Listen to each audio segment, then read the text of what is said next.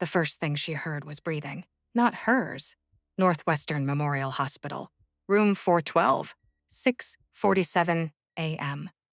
Imani Osu opened her eyes to a ceiling she didn't recognize. Fluorescent light. The smell of antiseptic. She didn't remember the ambulance. Didn't remember when the sky went dark. The breathing came from her left. Noah Kwan, 7 years old, was asleep in a plastic hospital chair, a picture book open on his lap. He hadn't made it past page 12. She looked toward the hallway. Through the observation glass, a man stood with his back to the room, hands in pockets. Not moving. 3 nurses had rerouted themselves around him in the past few minutes, none getting within 10 feet. They move the way people move around something they've decided is safer to avoid. Imani looked down at her left hand. 11 sutures. Still fresh. 3 days ago, she didn't know that man's name. She had worked in his house for 2 years and knew exactly 2 things about him. He drank his coffee at precisely 185 degrees Fahrenheit, and he had never, not once, thanked a single person for anything. 3 days ago, she also didn't know she was about to become the reason he was still alive.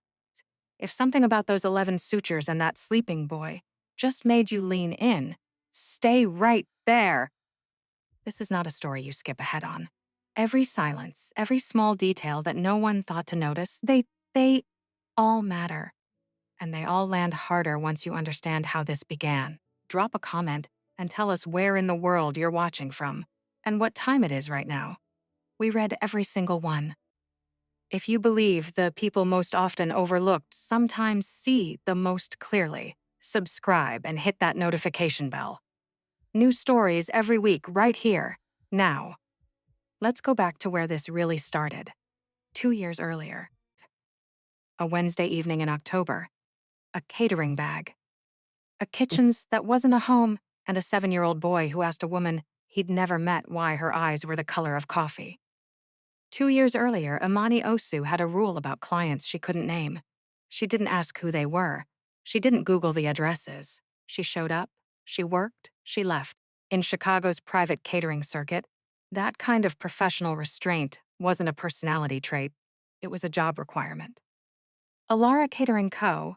had built its entire client list on that principle, and Imani, at 24, had been very good at honoring it. The first time she drove through the gates of the North Shore estate, she assumed it was another corporate dinner. A house to host 14 guests, 2 hours. She unloaded the equipment from the van without looking up. It was only when she carried the first tray through the front entrance that she registered the hallway. No photographs, no art, no evidence of the kind of personal history that usually decorated houses this size. Just space. Deliberate, immaculate, stripped of everything that wasn't necessary. She noticed the men positioned at the corners of the dining room before she noticed anything else. She didn't change her expression. She set the tray down. She went back for the next one. That was the evening Min Jae Kwan first looked at her, she would later understand. Not because she was remarkable, because she was the only person in the room who hadn't noticed him yet. 3 days later, Alara received a request. Not for the company. For a specific name, her supervisor called on a Tuesday morning. The North Shore client wanted her back. Weekly contract, Monday, Wednesday, Friday, above market rate, no questions policy. Imani asked what that meant. Her supervisor said it meant exactly what it sounded like. She took the job. She needed the income. She was 18 months into a paralegal certification at DePaul. Evening modules, online coursework, a schedule that left no margin for anything to go wrong. And the Alara contract would cover tuition and rent without forcing her to choose between them. She learned the house the way she learned everything. By observation, and by not announcing, she was observing. The North Shore estate operated on a logic she recognized from the neighborhood she had grown up in. A logic of silence and careful management of what got said in front of whom. The men in the corridors moved with practiced stillness, the kind developed by years of training yourself not to react.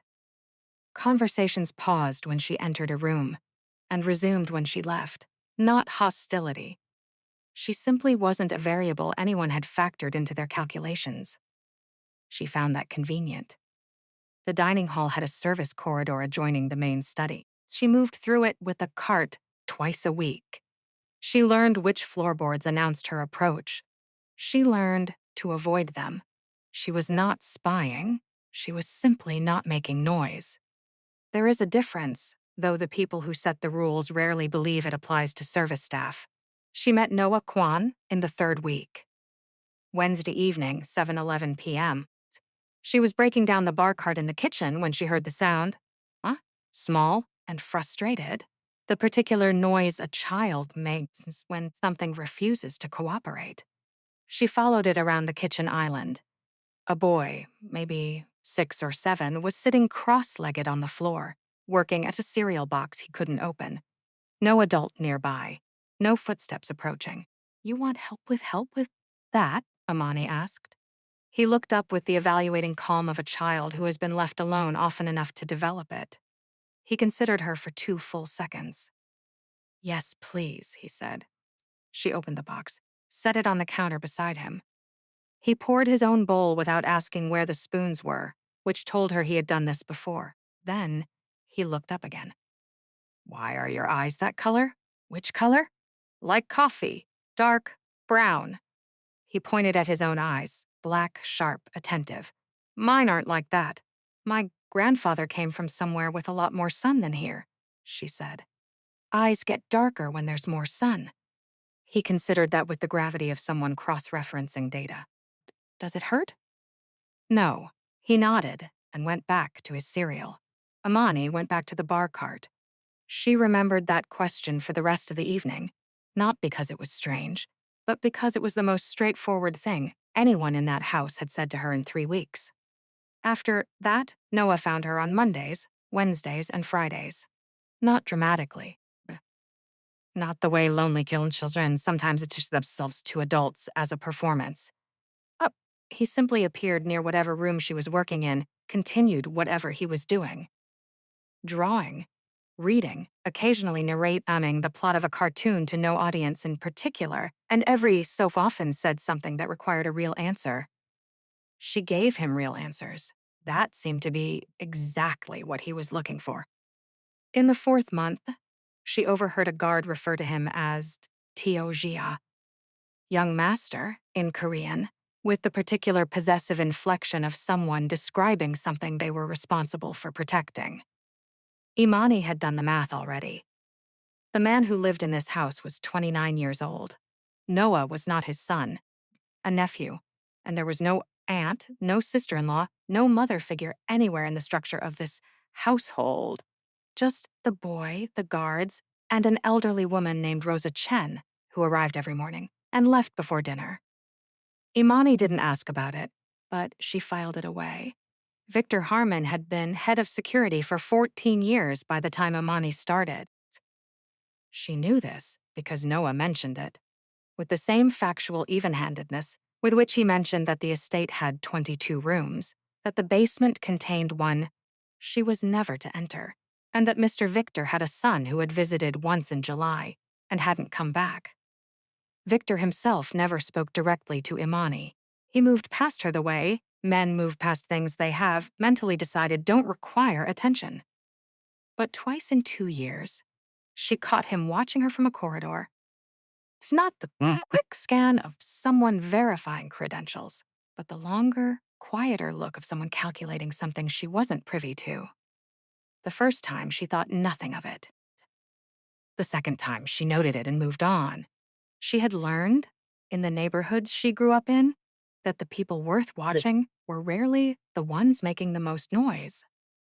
On a Wednesday evening in October, 3 weeks before everything collapsed, Noah ran into the kitchen while Imani was packing the last of the equipment.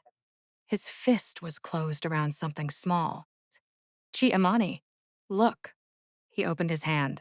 A cufflink, gold-plated, a dragon embossed on its face in fine relief work, the kind that cost more than her monthly DePaul payment. I found it near the garage drain. Under the grate. Can you keep it for me? She held it up to the kitchen light. The dragon's eye was a chip of dark enamel. barely the size of a peppercorn. Of course, she said. She dropped it into her work bag, next to her paralegal notes, her broken retractable pen, and a granola bar she kept forgetting to eat, and didn't think about it again before she reached the car. She would not find it for another 2 years, and when she did, it would already be too late for one person in that house, and not yet too late for another. The call came in on Thursday afternoon, to Alara's main booking line, not to Imani directly. Private dinner, 9 guests, Friday evening. Not a standing appointment. Her supervisor forwarded it with 4 words. Top client, full formal, back. She arrived at the estate at 4:30 p.m. Setup took 90 minutes. By the time the guests filed in, 9 men in the particular kind of suit that signals money as instrument rather than display, she had already dissolved into the background of the evening. This was not a skill she had developed. It was a decision she made the moment she walked through any door. The dinner was unremarkable in every technical sense. Courses moved on schedule. Conversation stayed low. The guests ate with the focused efficiency of people whose minds had already arrived at whatever came next. Minjay sat at the head of the table. He did not look at her. He rarely did. Victor Harmon sat 3 chairs down, left side, closest to the window. At 8:47 p.m., his chair scraped back. He stood, said something to the room that Imani didn't catch, and walked to the far end of the dining hall where the sliding glass door opened onto the east balcony.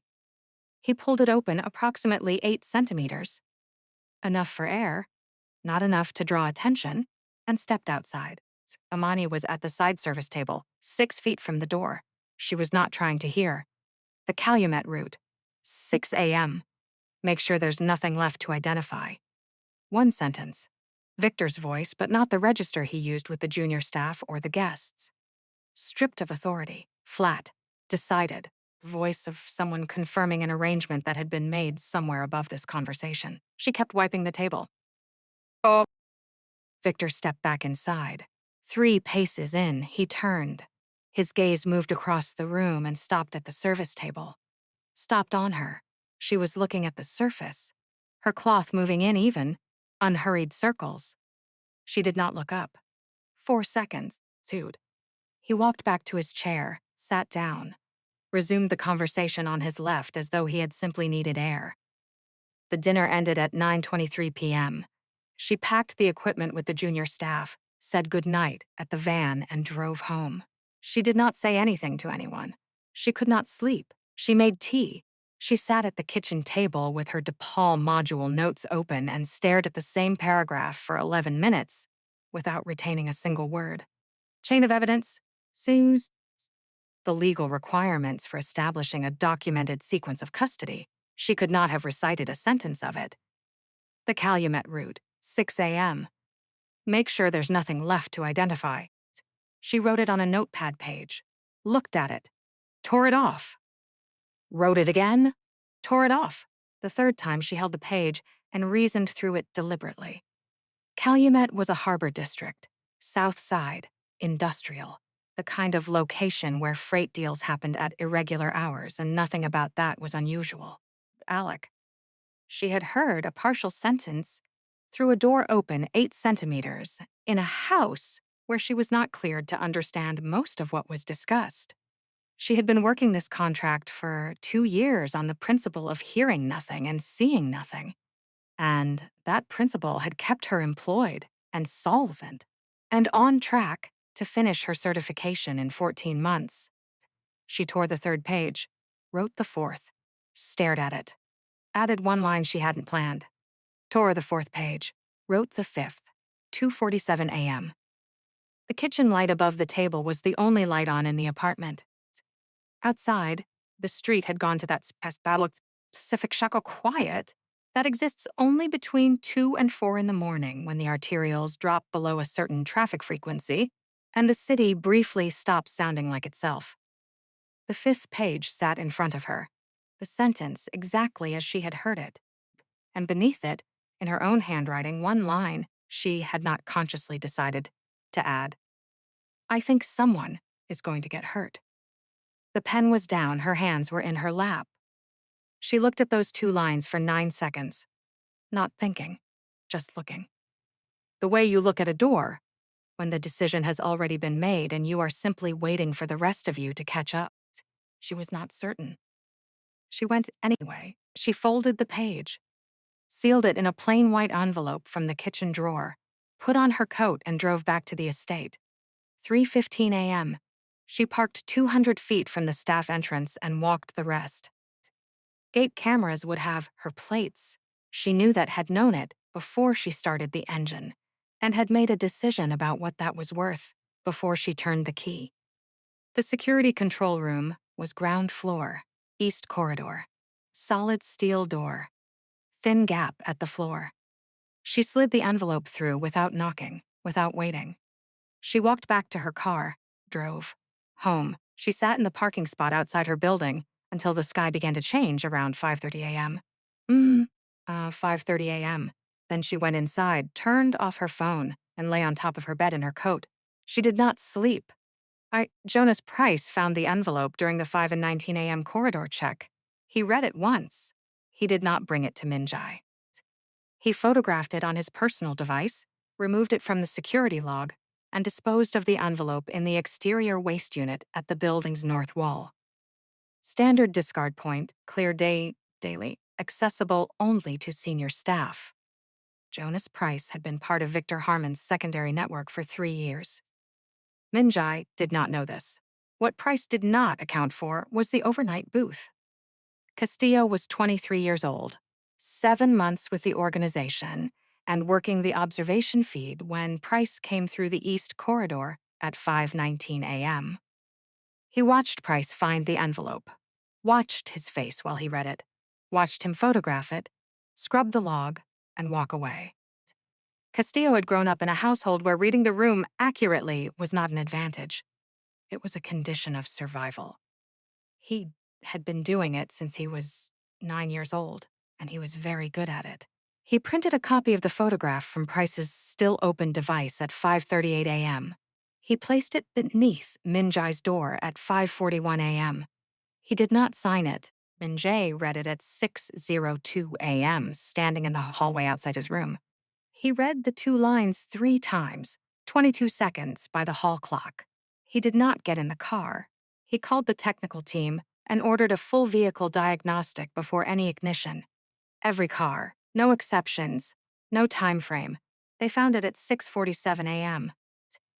An IED positioned beneath the driver's seat floor panel, wired to a mercury switch detonator with a 200-meter remote trigger radius. Professional installation. Clean assembly. The kind of work that by design left nothing to identify. Victor Harmon received a message at 6:51 a.m. from a number he had never saved under a real name. 4 words. The car is clean. He read it twice. He sat with it for a long moment. He understood what it meant. The device had been found. Minjai had been warned.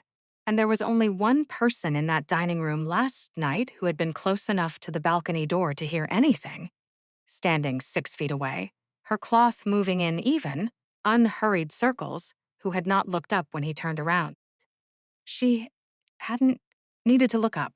She had already heard everything she needed. She thought the hardest part was deciding. She was wrong. By exactly the length of one Chicago alleyway she didn't know was already waiting for her. Victor Harmon did not panic. He sat in his car in the lower garage for 6 minutes, letting the information arrange itself into something workable. The car was a logistics failure, replaceable, expected. The problem was the envelope. Price had told him at 5:47 a.m.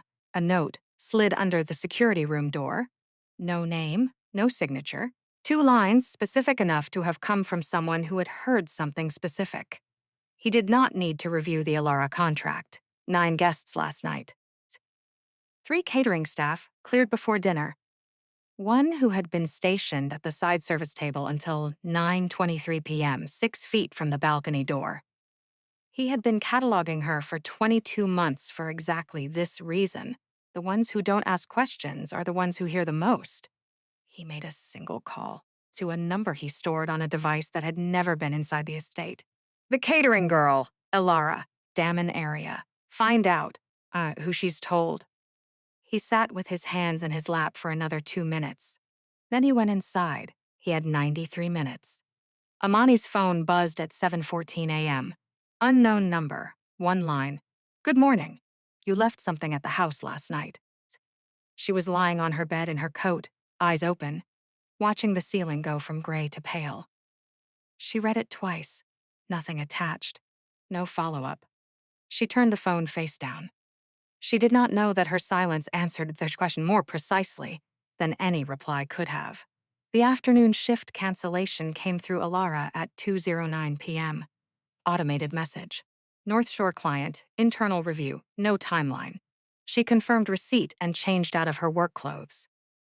She had a library book on hold, a NOAA request, actual photographs of train engines, not illustrated ones, and the overnight staff at the estate would accept drop-offs at the side entrance. She would take the blue line into Logan Square and be home before dark. She did not know that her Ventracard's tap history had been queried at 3:41 p.m. Did not know 2 people had been in position at Damon Station for 19 minutes before her train arrived. The north exit of Damon Station opened onto 15 feet of compressed corridor between a laundromat and a tire shop before widening into the main street. She came through the turnstile at 4:23 p.m., the library book under her arm. The sky had gone the flat gray of a Chicago afternoon committed to nothing. She was halfway to the light when she registered it. 2 men, standing at the far end of the corridor, not walking, not watching the light, facing her. She had grown up in a neighborhood where you learned early the difference between someone standing on a corner and someone standing on a corner for you.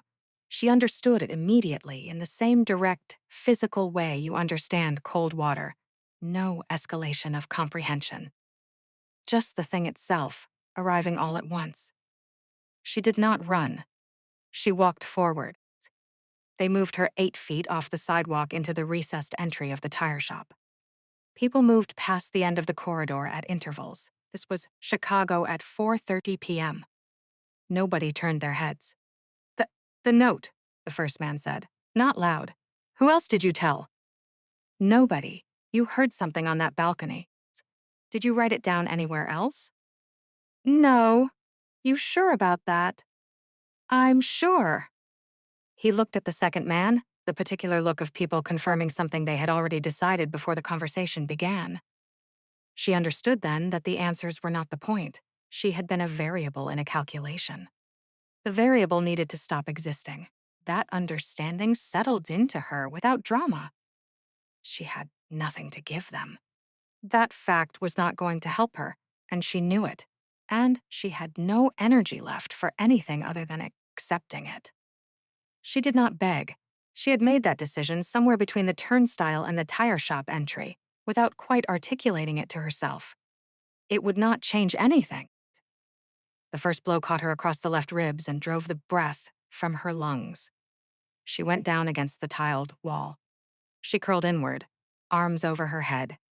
The way you learn to fall from concrete, rather than from anyone who teaches you. They asked twice more. Her jaw stayed locked. She gave them nothing because she had nothing. 3 minutes, maybe 4. Then footsteps moving away without urgencies. Then quiet, 4:41 p.m. She lay on the damp concrete and did not move for a long moment. Between the roof line of the laundromat and the building across the street, a narrow slot of sky was still visible. The flat gray had darkened one shade. A shallow pool of rainwater sat in the gutter 3 feet from her face, catching the last of the afternoon light. From where she was, the reflection looked like a second sky, inverted, compressed to 3 inches. Somewhere down the block, a child was crying, faint, persistent. The way children cry when they are frightened rather than hurt. A sound looking for something to land on. She could not see where it was coming from. She could only hear it arriving and leaving on the same wind. She thought of Noah, specifically. The picture of train engines still under her arm. Then she stopped thinking of anything. Black. Edward Tully was 62 days from his 73rd birthday. He came out of the corner market on Damon at 4:44 p.m., broth bag in hand, and saw her from 40 feet away. He did not pause to consider his options. 26 years with Chicago Engine Company 18 had permanently removed that habit. He called 911 while walking, set the broth bag down beside her, knelt on the wet concrete, took her hand in both of his. "I'm here." His voice had the unhurried steadiness of someone who had said it 1,000 times, in 1,000 worse situations, and knew it was still the right thing to say. "They're coming. You stay with me." She did not respond. He stayed anyway. Held her hand with both of his, did not let go until the ambulance doors closed. Mrs. Rosa Chen called Minjai at 11:23 p.m. His second phone, the one with 5 numbers saved to it. He was in the East study with 3 people he still trusted reviewing the previous 48 hours access logs when it rang. He checked the screen. Rosa had called this number once before. The night Noah's fever reached 103.6 degrees Fahrenheit and wouldn't break, and she couldn't reach the estate doctor at 2:14 a.m. He answered. Miss Amani said she would stop by. Rosa kept her voice careful low. Noah could not be asleep yet. She had something for him. She hasn't come. He keeps asking. Minji said nothing for 3 seconds. She always comes when she says she will, Rosa added. He ended the call, stood, put on his coat without speaking to anyone in the room. He called Northwestern Memorial from the car. Jane Doe, matching description, ambulance drop at 5:07 p.m. Observation ward. No next of kin on record. He drove alone. What? No one in that emergency room understood. Watching him come through the sliding doors without an entourage, without announcement, his coat still on, was that he wasn't there to exercise power.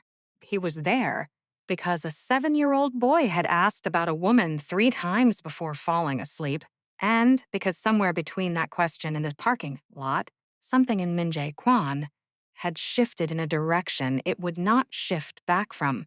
He did not go to her room. That was the first decision, and it was deliberate.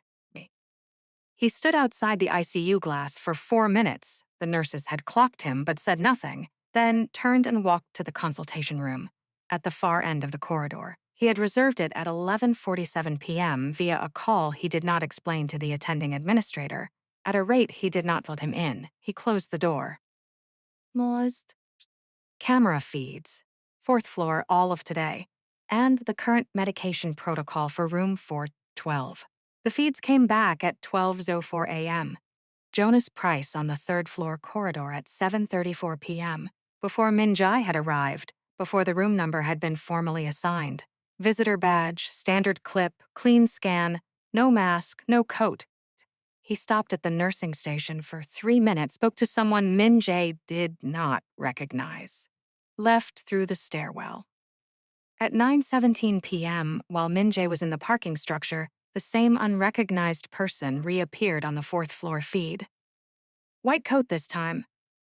Credentials scanned at the dispensing station outside room 412. Minjae looked at the timestamp for a long moment. Cross-referenced that badge against the hospital's credentialed physician list. The registration came back in 3 minutes. The physician cross-reference took 4. No match on either.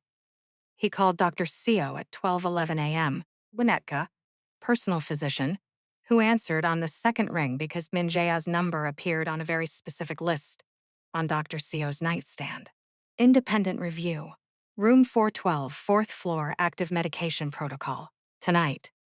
Dr. Seo arrived at 12:31 a.m. The review took 19 minutes. At 12:51 a.m., Dr. Seo stepped back from the chart with the expression of someone who has confirmed what he was afraid to find. The primary analgesic was substituted at the 9 p.m. dispensing. What she's currently receiving is contraindicated with her specific injury. The occipital contusion suppresses clotting response when combined with this compound. He paused. The deterioration would not be immediate. It would present as a natural complication of the original trauma. Min-jae looked at the medication chart. Then he looked through the observation glass. Change everything. Now. Dr. Seo changed it. The dispensing nurse was located in the staff lounge at 12:58 a.m. She had been waiting since 9:21 p.m. for someone to come. The waiting had cost her more than speaking would. She handed over what she had before she was asked. A substitution form, countersigned by a visiting physician, badge scanned clean, system accepted it. She had followed protocol. That was all she had done. The name on the form was a phone number, registered to a burner device bought in Evanston for cash. 17 days prior, Victor Harmon's own fuel receipts, filed by Jonas Price without redaction, placed him in Evanston 17 days ago. They confirmed it at 1:14 a.m. Danny Reeves called at 1:37 a.m. Unknown number. Min-jae answered. It's Reeves. Controlled voice. But thin. The thinness of someone who has been holding a structure together for hours and can feel the load shifting. I need to tell you directly, before you find me some other way. Min-jae said nothing. He waited. He said it was surveillance. Messages, feeds, passing information. That's what I thought I was doing. A pause. Until tonight. Until he told me what he had arranged for the woman in room 412 and told me to confirm she hadn't woken up from it. Where is he? Meridian Tower, 47th floor. He's been there since 10 p.m. with 5 council members. Danny's breathing had gone irregular, the pattern of someone choosing precision over composure. 3 of them knew since February. He sold them the territory maps and the full contact list. 9 months ago. Routes, names, the quarterly distributions schedule. Everything went to the Ortega network. Min-jae sat with that for a moment. There's one more thing. Danny's voice dropped. His son, Mateo. 24, lives in Miami, works freight logistics. Ortega took him 11 months ago. Victor wasn't doing this for money. They gave him a number to call if he wanted his son back. That was the number he called the night he started. 4 seconds. That was the length of the silence that followed. The man, standing 2 feet from Min-jae in that corridor, 9 years with the organization, present for decisions that had broken other people, said afterward that he had been in rooms where the air changed when Min-jae Kwon made up his mind about something. This was not that. This was something he did not have a word for. The 4 seconds had a quality of complete stillness. Not calculation, not anger. Something beneath both. Something that was trying to locate itself in a situation it had not built an architecture for. Then Min-jae asked a question. Not. Where is Victor? Not. Lock the tower. Where is his son? Danny gave a street address in Miami. A property under a dissolved logistics holding company whose physical location had not changed. Min-jae wrote it down on the back of a medication schedule form, handed it to the man beside him without a word. The man left the corridor. He called Mrs. Rosa Chen at 1:52 a.m. She answered quickly, the careful quiet of someone managing a child she hadn't yet managed to settle. A moment, then Noah. Chu vei chua? Chua? Con orn kong? On, the pause of a 7-year-old reorganizing a thought in the dark. Chi imani bazave, sum thoi, chu content nya. Already drifting. Chi imani hai noi thang phone wi him bandem. Min-jae did not hang up immediately. He stood with the phone at his ear and listened to the sound of the room settling. Noah's breathing, the faint background hum of Rosa's television, the particular quality of a house where a child is almost asleep. Then he ended the call. He stood in the corridor for 31 seconds, looking through the observation glass. Amani's left hand rested at the edge of the blanket. 11 sutures, still visible from where he stood. Dr. Seo had said 2 to 3 hours before the corrected protocol stabilized. She would not know when she woke how close the margin had been. She had worked in his house for 2 years. She had replaced a blown fuse in the basement storage room that no one else had noticed in 11 months. She had learned somehow that Noah's bedtime was non-negotiable, and his serial preferences were strong, and his questions were worth answering seriously, not deflecting. She had, at some point in the last 2 years, begun telling his nephew that the city was dangerous at night. Not, not to protect the boy from the Empire, from the world, from the world. The ordinary, indifferent world that Min-jae's presence in a child's life had never quite managed to address. She had not known she was doing anything significant.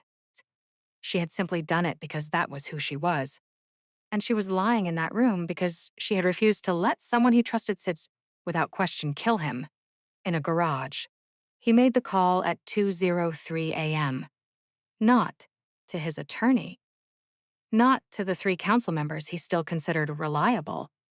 Not to any number in the network that had kept his operation running for 11 years. He called Special Agent Diane Cho, FBI Chicago Field Office, a number he had kept in a physical notebook since the year he turned 18, not because he expected to use it, but because his father had said once that the man who builds no exits builds his own ending instead. She answered on the 3rd ring.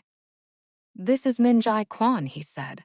"I have full documentation on the Ortega Network Chicago operations. I also have the location of a 24-year-old named Mateo Harmon in Miami who needs to be extracted tonight. Not tomorrow. I am prepared to provide both. What I need in exchange is a structured conversation about terms." A pause. "Give me a location," she said. He gave her one. Thanks. For the first time in 11 years, Min-jae Kwon made a call that could not be taken back. Not because he had stopped being who he was. Because he had finally understood the difference between what he controlled and what he valued, and those two's lists he was learning had never once contained the same names.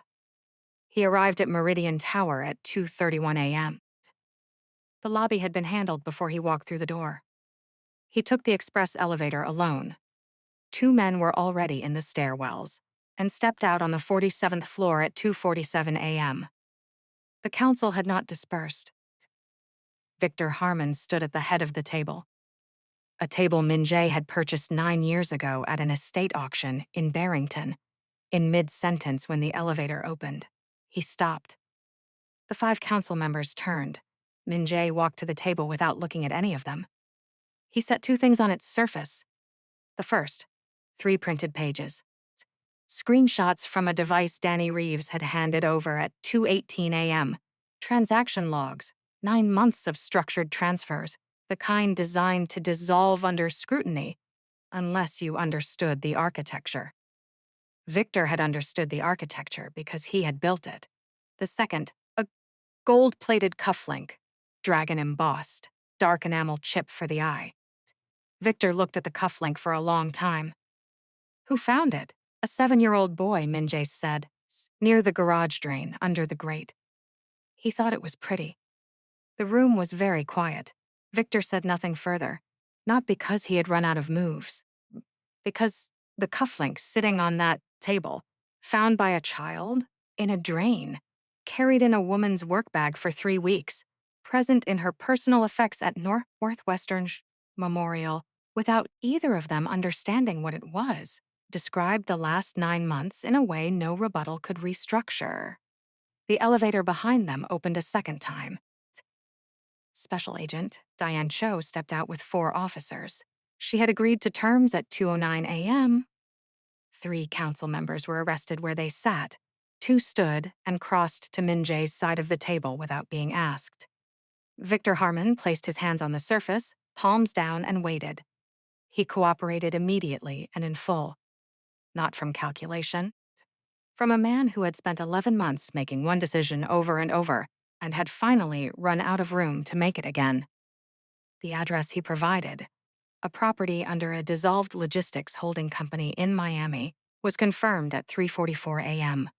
Mateo Harmon, 24 years old, freight logistics, was extracted by FBI Miami at 4:17 a.m. He was not harmed. Victor was told this while still in the conference room, before transport. He received the information without expression. Then he sat very still for a moment in a way that was not stillness at all. The charges were filed over the following 72 hours. Bicked. Victor Harmon, 14 counts including conspiracy to commit murder, RICO violations, and material support of a criminal enterprise.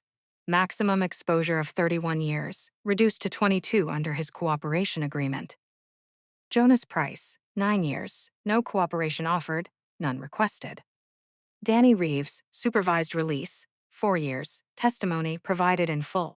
The attending physician who altered room 4L112's medication protocol, permanent revocation of medical license, 7-year sentence pending appeal. Who? The Ortega Network's Chicago operations were formally dismantled over the following 8 weeks. 3 other organizations benefited from the resulting territorial restructuring. Min Jae Kwan was not publicly named in the proceedings. He rarely was. The morning came at 6:47 a.m. as a slow brightening against the window blinds of room 412. Amani Osu opened her eyes to a ceiling she didn't recognize. Fluorescent light, the smell of antiseptic. She didn't remember. The ambulance, the breathing came from her left. This is where the story began. But beginnings are only visible from the other side. Noah was asleep in the plastic chair, exactly where Minjai had placed him at 4:51 a.m. when the boy had refused to go back to sleep at Mrs. Chen's, and Minjai had run out of reasonable objections. The picture book, actual photographs of train engines, Logan Square branch, checked out on Noah's behalf, lay open on his lap. He had not made it past page 12. Through the observation glass, a man stood in the hallway with his back to the room. Noah woke without alarm.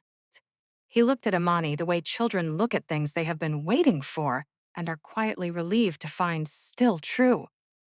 Chup nayade denki cheating, he said. His voice had the low, careful register of someone who had decided to be very responsible about this. Chup nai chisa so no tukzait mortming. Imani looked through the glass. Minjae had not moved. She did not call him in.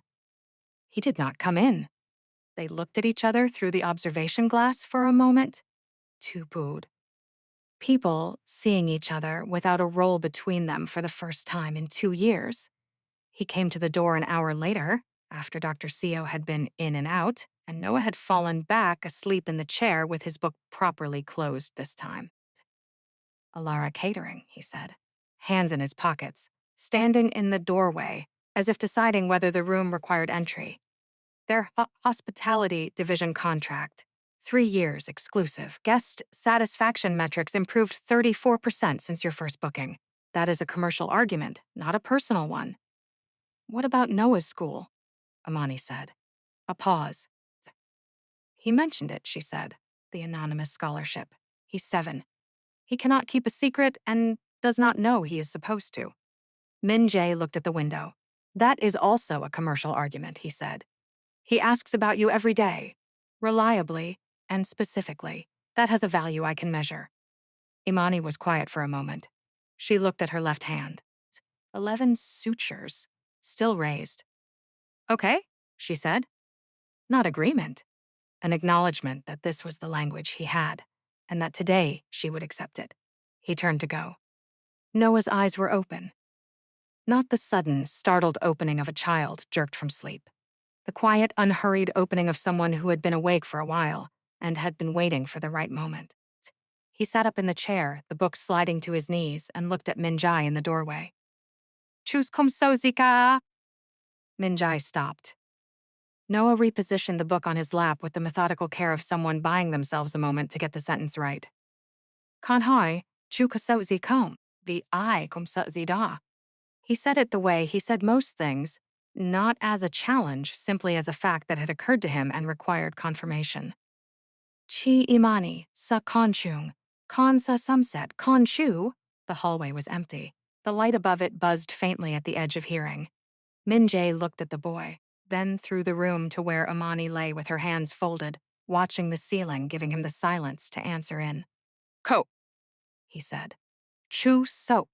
Noah received this, filed it, gave one small, serious nod, the nod of a child who has asked the important question and received the true answer, which was all he needed. He opened the book to page 13. Min Jae left. 5 months later, Amani Osu began her second semester at DePaul University. Paralegal studies, Tuesday and Thursday evenings, the kind of schedule that required planning every other hour of the week around it. She managed this. She managed Alara Catering signed the Kwan Group hospitality contract on a Wednesday morning in March. Imani was promoted to event coordinator the same day, with a salary that required her to update 3 separate budgeting documents she had kept on her phone since she was 19. She updated them that evening. She did not make a ceremony of it. Noah Kwan started 2nd grade at Northside Preparatory in September. He carried a new box of wax crayons in his backpack. 48 colors, a gift from an unspecified source delivered to Mrs. Chen's without a card. In the innermost pocket of that backpack, behind his laminated bus pass, he kept a piece of paper folded into fourths. He had drawn it in a hospital room and had not shown it to anyone. A large dragon. 2 small figures standing beside it. He had not labeled them. He did not need to. The Biet-2 North Shore operated under new internal protocols. No announcement was made. No memo circulated. The protocols simply existed, and the people who needed to understand them understood them, and the people who did not were no longer there. 62 days after the incident at Dammon Station, a plain white envelope appeared in Edward Tully's mailbox. No return address. Inside, a check covering 4 months of overdue rent for the apartment above the corner market where he had lived for 19 years, and a single handwritten line on plain paper. "Thank you for stopping." No signature. He sat with it at his kitchen table for a long time. Then he folded the note, put it in his wallet behind a photograph of his late wife, and did not tell anyone about it. He did not need to know who had sent it. He had not stopped because of what came after. He had stopped because there was a person on the ground, and stopping was the right thing to do. That was the whole of it. In the North Shore estate, in a private study on the 3rd floor, Minjai Kwan sat behind a desk of dark stone and looked out at the city. Chicago at night, at this distance, had no specific features. Only the aggregate light of 10,000 unrelated decisions, all of them continuing without him. On the desk, between an encrypted phone and a folder of restructured contracts, there was a piece of folded paper.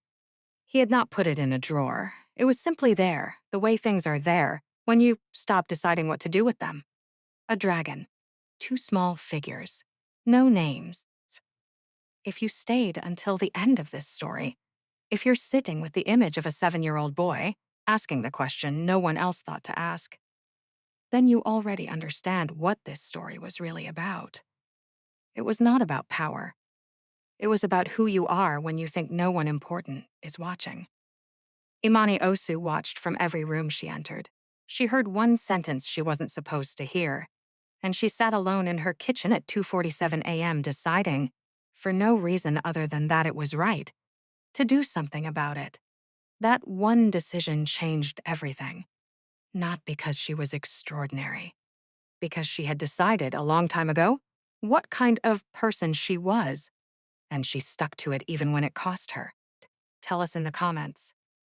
Have you ever been in a moment like that, where the right thing to do was clear, and doing it came at a price? What did you choose? We want to know. Drop your location and the time where you are right now. We read every single comment. If this story moved you, if Amani's quiet courage, or Noah's one honest question, or one retired firefighter who didn't think twice, stayed with you, please hit the like button and subscribe to this channel. We tell stories like this every week. Stories where the people most often overlooked are sometimes the ones who hold everything together. Until the next one, your seat is already waiting.